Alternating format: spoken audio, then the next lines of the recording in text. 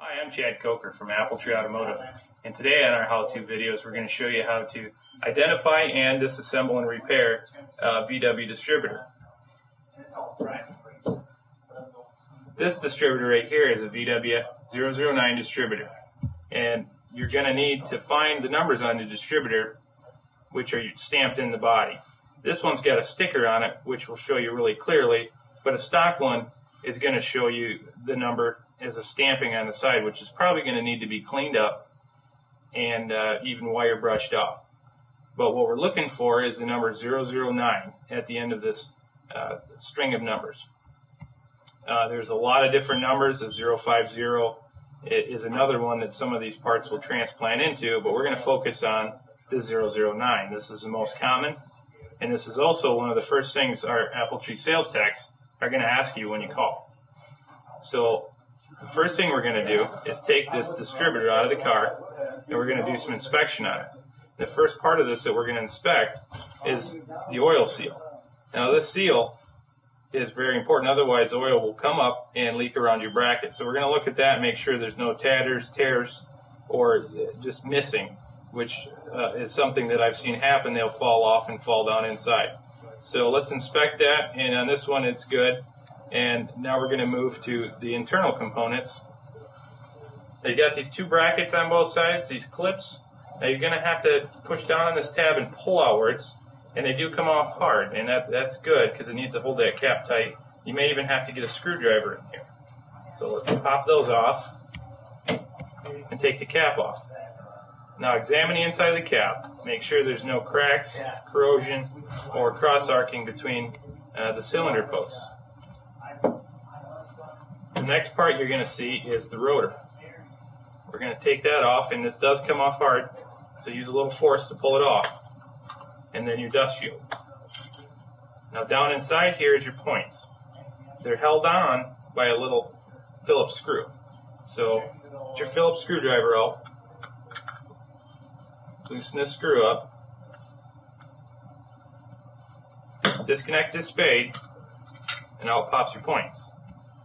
Now we're going to replace these, but if you're stuck and your distributor's not working, you can always check these and make sure, one, that they're moving, and number two, that there's no contamination in between that point gap.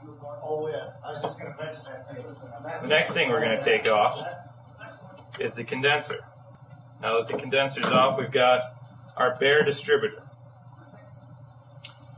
Now the first thing we're going to put back in is our points.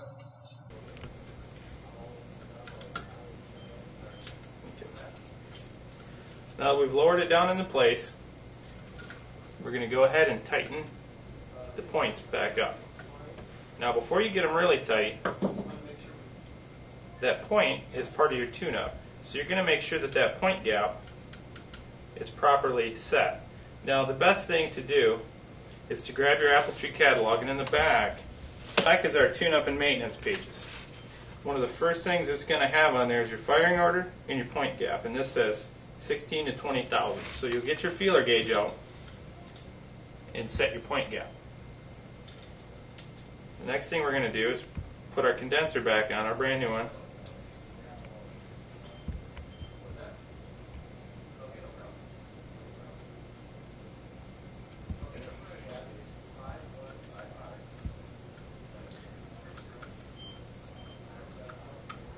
Now that we've got the condenser back on, we can go ahead and connect our point wire. Now that we've got the condenser on, the next step is going to be putting the dust cap back on. Now the rotor's got a little detent in there, which needs to line up with the groove in the center of the distributor. So we're going to look for that and slide that on. Now make sure you get that all the way on. And then take your new cap. There's also a little dent right there that will need to match up with the dent right there. And then squeeze your tabs back into place. And now you've reassembled your distributor and it's ready to go back in. Now remember, when you put it back in, your teeth at the bottom of this distributor are offset, and they will only go in one way, so don't force them in or it's going to be off on timing. Now, a couple things to mention. If you don't want stock parts in there, we've got a few different options that you could put in here. Outside of the standard rotor, we also have the rev limiting rotor, which is available in a few different increments, but this will stop your motor from over revving in case you ever have anything break or you just jump off a hill. The other option is some colored caps that are clear and will show you a spark as this thing zips around. It's kind of handy to be able to see in there and see if there's a spark going to each one of the cylinders, and color coordinated to match your car.